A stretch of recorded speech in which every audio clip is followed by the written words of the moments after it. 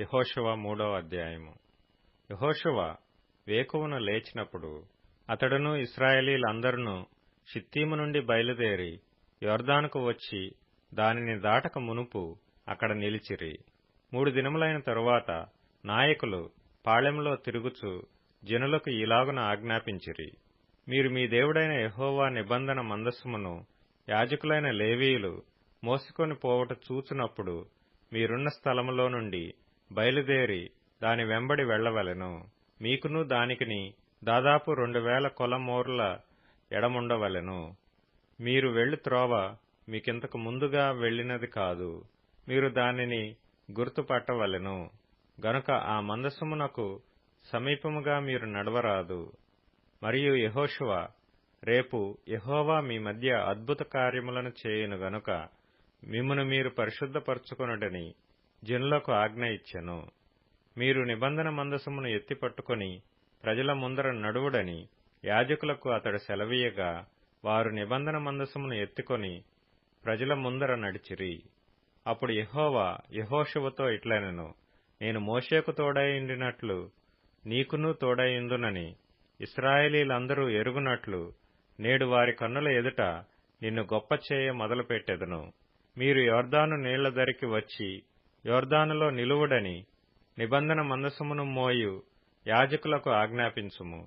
కాబట్టి యెహోషువ, మీరు ఇక్కడికి వచ్చి మీ దేవుడైన యెహోవా మాటలు వినుడని ఇశ్రాయేలీయులకు ఆజ్ఞాపించి వారితో ఇట్లనెను, సర్వలోకనాథుని నిబంధన మందసము మీకు ముందుగా యొర్దానును దాటబోచున్నది గనుక జీవము గల దేవుడు మీ మధ్యనున్నాడనియు ఆయన నిశ్చయముగా మీ ఎదుట నుండి కనానీయులను, హిత్తీయులను, హివ్వీయులను, పెరిజ్జీయులను, గెర్గెషీయులను, అమోరీయులను, యెబూసీయులను వెళ్లగొట్టుననియు దీనివలన మీరు తెలుసుకొందురు.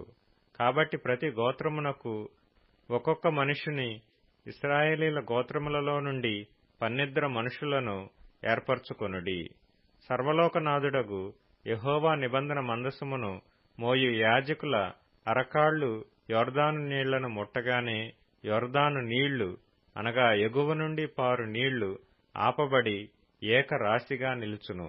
కోతకాలమంతయు యొర్దాను దాని గట్లన్నిటి మీద పొర్లిపారును. నిబంధన మందసమును మోయు యాజకులు జనులకు ముందు వెళ్లగా యొర్దానును దాటుటకై జనులు తమ గుడారములలో నుండి బయలుదేరిరి.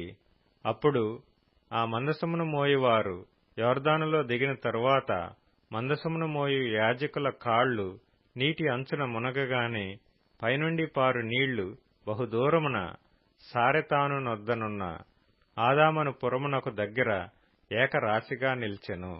లవణ సముద్రమును అరాబా సముద్రమునకు పారునవి బొత్తిగా ఆపబడెను.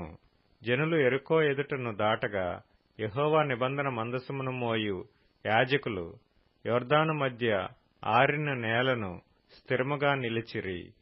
జనులందరూ యొర్దానును దాటుట తుదముట్టు వరకు ఇశ్రాయేలీయులందరూ ఆరిన నేల మీద దాటుచూ వచ్చిరి.